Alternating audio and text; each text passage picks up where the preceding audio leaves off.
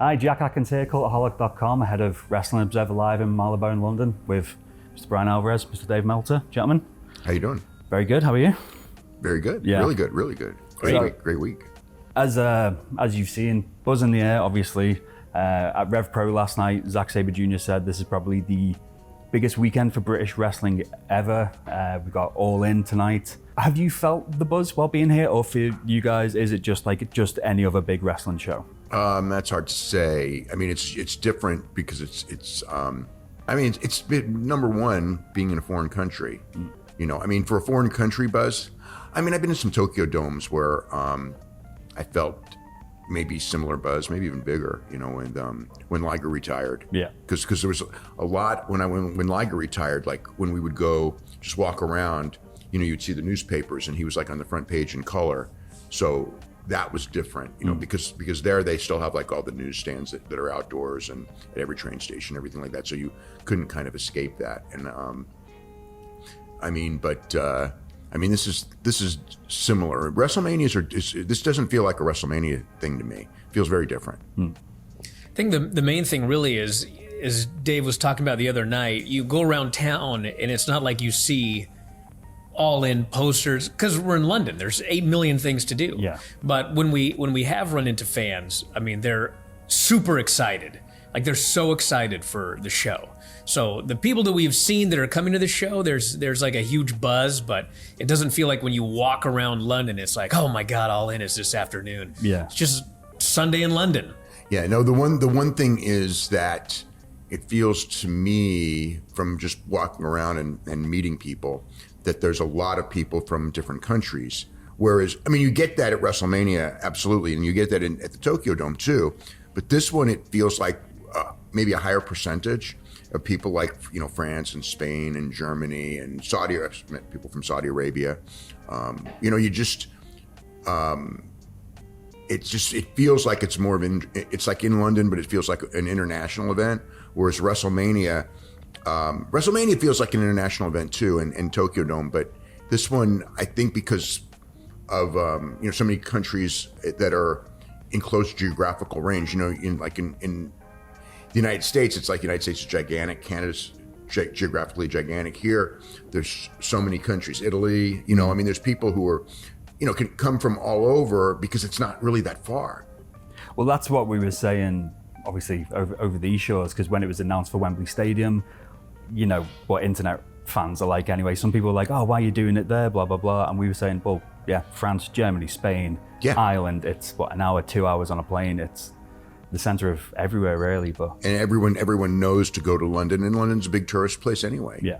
But yeah, no, I mean, the people coming from all over parts of the world, that, yeah, a lot of people from England and Germany do come to WrestleMania. But this one just seems, I think, it feels to me like the people I've met, a higher percentage are from out of the country than I would think at Tokyo Dome. Yeah, there's people from out of the country, but most of the people are Japanese, and even WrestleMania, most of the people are still from the United States, even though there's a lot of Europeans there. Yeah. Would you say then, obviously, nothing compared to the 80s or 90s in terms of kind of wider reach, but would you consider this a boom period for wrestling right now? Yeah. I mean, not like late 80s. I mean, like late 90s boom period. That was bigger. But aside from that, yeah.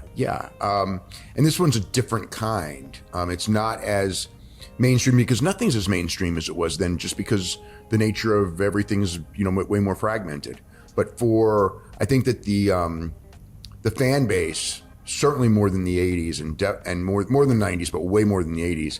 It's a fan base that's willing to spend far, far, far more on their hobbies than they were then. Like then, you know, if you had charged $50 for a wrestling ticket in the 80s, you'd have a very small attendance. You know, even adjusting for inflation and everything like that. And now, you know, it's like you could average, you know, this show, I think the average ticket price is probably $125, $130, and you know, for WrestleMania, it's probably double that.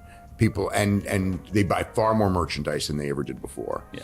So it's in that sense, the hardcore fans are much more hardcore than ever before, and they're smarter than ever before, and it's unique, you know, in the sense that you know, like last night at Rev Pro, I mean, everybody knows. You had 4,000 people or whatever the number was, but you had, everyone knew Shibata. It wasn't like, okay, you have like your 10% might know who he is, or he comes out and he impresses people in the ring. Everybody knows who these guys are. The top guys from all over the world. Just an example, Ospreay. I mean, I know he's going to get an incredible reaction at the show. Whereas there were people when the show was announced, and I go like, they need to put Will Ospreay on, and they're going like, oh, nobody wants to see anyone who's not like on AEW television, and it's like, no, or Coda, it's like, why do they need Coda? And it's like, Coda will get a fantastic reaction tonight, so. Yeah. I think the big thing too, as far as a boom period is like he said, I mean, the difference between the 80s and 90s is television. Like the peak of the 80s was 33 million for that Hulk Hogan Andre the Giant main event. And then, the peak of the 90s, there were like 12 million people between Raw and Nitro at the peak. At the peak. And now it's like 2.5 million. SmackDown's great, but it's just because of all of the changes in television. But if you look at like the how much money wrestling makes, how much money the wrestlers make, way more. The sheer amount of product that they can watch. I mean, there's no show of any renown that you can't watch somehow nowadays. Yeah. Whereas back then, there'd be a bunch of shows, Dave has to wait for the Japanese video store to get the tape in, 3 months later or whatever. It was only a week later. Sure, but I mean, now you can watch everything, you can see everybody, there's 2 strong promotions, and I think that people will look back at 2022, 2023 as like another boom period for wrestling.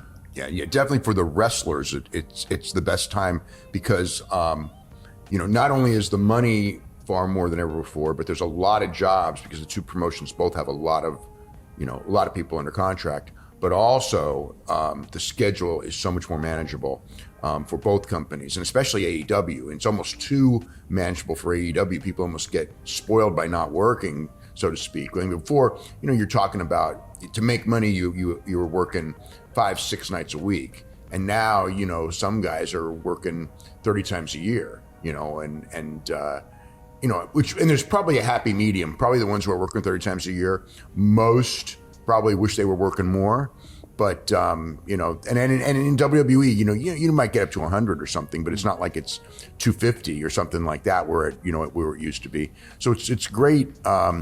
I think it's a great time for wrestlers who have families. It's a much better life, and the money's much better, and you can play both sides against the other. Most wrestlers don't, but you can do it. And both companies are doing pretty well. I mean, it's a television business, and that's another difference too. But yeah. So we were saying about obviously changing in audience habits and how you can get information and matches instantly. Yeah. So for yourselves, both on the long form, the radios, the podcast and live shows, and for the newsletter, do you think that the way you approach long form journalism is changing or has changed with the times, or do you think there is still that real desire to go in depth? What I do, it's very, I do the same thing, but the world is very different, and I realize that, I mean, it's like I'm it's like my thing. I mean, yes, there's breaking news and everything like that, and yes, I do like the long form stories, but I don't know that the audience there's an audience for it, but I think that because there's so much information, a lot of people don't sit down and read the long form stories, so it's different. There's an audience. Like I said, the world always changes. And, things are way more fragmented. When Brian was talking about those numbers, I mean, when Hogan and Andre did 33 million people, that was the number 32 show on television for the week. SmackDown last week was number 4 behind only 3 episodes of Big Brother, of all shows on network television. So it's like, it's actually higher, even though like the number was a little over 2 million viewers, because that's just how television has changed. I think for me, I do mostly the audio, and I think that the thing is volume. Like, no matter what happens, people know, okay, we're gonna get a show about this within 24 hours. And also, it's there's breaking news and that sort of thing, but I think that's mostly people want to hear analysis of the news and to be entertained. I think those are the two things as far as a podcast that you have to provide, because anybody can do a podcast. So and everyone does. Yeah, how do you separate the podcast? And it's hard. Yeah, but you have to entertain people and give them a lot of content and analysis, more so than, hey, here's something you haven't heard. I mean, you're not going to get a lot of that in 2023. So, well, this is what you've heard. This is what we think about it. This is what we think is going to be the result of this or that. Well, yeah, obviously going to have to come to the, not really the elephant in the room, but in terms of talking about people just selecting bits and easily digestible, star ratings. Yep. Big, massive discussion point online. It can lead to fighting, tribalism. When you approach matches now as opposed to, say, in the 90s, is it in the back of your mind saying, if I give it this star rating, it could cause havoc? No. Still just your own personal? I don't even worry about that at all. The only time I worry about it is the one time, which was the that I really, because I was in a room with a bunch of people and we were all watching, and it actually came about half hour into the Omega Okada match from Osaka that went the 2 out of 3. And that's like the only time, because usually like at the end of the like when I'm watching with friends and everything, sometimes we'll bring up star ratings, but usually we don't. Yeah. Maybe like it's a big match, like at Forbidden Door, like the Will Ospreay, Kenny Omega. Yeah, we had a discussion about that, and everybody was kind of in the same realm, within a quarter star of each other. But the that one, about half hour into the match, they're just like going like, "You're gonna have a crappy week," because it was just like, because this is the best match we've ever seen, and you're gonna say that, and it's like, yeah, it's going to be it's on the verge of being, an incredible match, and it's like, people are just gonna get mad because the match is so good. And so that's that. But that was like the only match I would ever say where, when I was watching it, people who were with me were just like, like, you're gonna have a bad week because if you're fair to this match, it's people are just gonna freak out over, it's over 5 stars. How can it be? And it's just like, whatever. But I don't think about it when, like when I'm watching a match. That's not really in my head at all. I just watch it and kind of, whatever, just kind of just have the feel of what it, how it moves the crowd and how the technical aspect of the match is, and just, what's the story and the whole bit. Yeah. I think it's funny because Wembley is today, and all day today there's been discussion about how many people were at WrestleMania 3 compared to Wembley. That's another issue. I mean, the thing is, like, whatever the number is, it is an objective number. Like, there were this many. We don't know what it is, but there is an objective number there. With star ratings, it's like, this is Dave Meltzer's subjective opinion. Yeah. And how it became, like, I remember when I used to read The Observer, like, to me, the whole point of the star rating was not something to get mad about. It was, okay, if he gave this thing 4.5 stars, I probably should watch this match. That's what it's supposed to be. If he gave this -5, I definitely need to watch this match. But other than that, it wasn't like, okay, well, 2.5, 2 3/4. It makes no difference to me. Even, 4 3/4, 5 doesn't make any difference to me. It's like, if it's either one, I should go out of my way to watch. Now it's like, well, it wasn't 5. It was 5 1/4. Oh, well, you can't go above 5. Like, there's some objective number of stars that you're allowed. It's like, there's got to be better things to argue about in wrestling than a subjective star rating that Dave gave a match 30 years ago. Exactly. 30 years. Yeah. So, like, whatever. I mean, it's funny because when I look back at the matches from that era that I gave 5 stars to, like, I look at them and I go like, and there's a couple I still would have, but most of them it's like, oh, today they're 4 1/4, and it's like, and that's cool too because wrestling's different. When I watched the stuff when I was in the 80s and I would watch stuff from the 70s, I would go like, oh, this isn't really that good compared to the stuff in the 80s, because it wasn't. And I remember Terry Funk was the one who goes like, but you can't judge it. You cannot judge a match in 1975 watching it in 1989. And people will argue that, but he's right. He goes, because the guys in 1975, they were working for this audience in this city on this day, and they had no concept or care of what somebody 14 years later is going to watch or care about. And it's the same thing watching the matches. Like, I watched Ric Flair, Kerry Von Erich Christmas Day, in Dallas, which was like, for its time, like, it was a totally incredible match. And I watched it later, and I was like, it's not, they're not, it's not nearly as good as I remember it. And then I just realized it's like, it doesn't matter because they're not working for you in 2019 when I watched that match again. They were working for the Dallas audience in 1982. And I was part of that audience. And I loved it then because that's what they were, the story there. Like, it's like 32 years later, you're looking at technical, and that's part of it. But the actual feel and everything like that, and the moves and how they put the match together, they're not putting the match together for people to watch 40 years later and,